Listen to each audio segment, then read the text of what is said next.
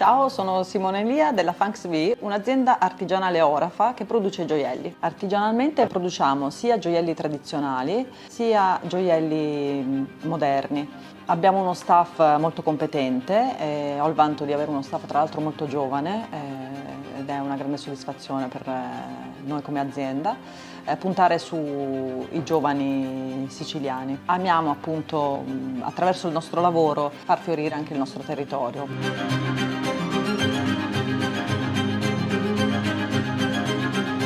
La lavorazione che utilizziamo appunto è sia quella antica, quindi riprendendo le vecchie tradizioni, sia quella più moderna con i macchinari innovativi, dal 3D appunto all'incastinatura a microscopio. Ci teniamo che il nostro personale sia all'avanguardia, quindi siamo sempre attenti alle ultime novità sul mercato proprio per quanto riguarda l'artigianalità.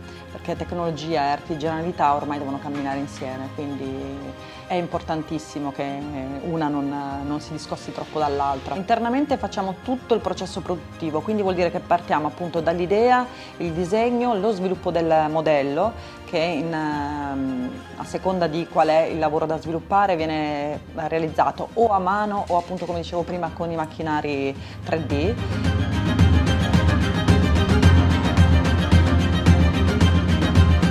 Allora, io devo dire che amo tutte le linee perché sono tutte mie creazioni, però una linea che viene apprezzata tantissimo dal pubblico e che a distanza di più di 10 anni ormai continua comunque ad affascinare è la linea Muse, una linea realizzata con dei fiori veri, cristallizzati. Un'altra linea che a noi piace moltissimo realizzare è la lavorazione sulle perle, quindi la linea floral, perché ci permette di realizzare realmente delle piccole sculture sulle perle, tutto fatto a mano.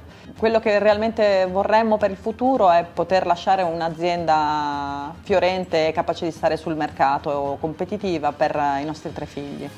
Un altro aspetto molto bello della nostra azienda è che in realtà amiamo fare rete e quindi ci siamo uniti con altre aziende di Confartigianato, sia del settore moda sia del settore orafo, per portare avanti delle progettualità molto interessanti che coinvolgeranno sia le scuole del territorio sia altri partner appunto sempre in loco.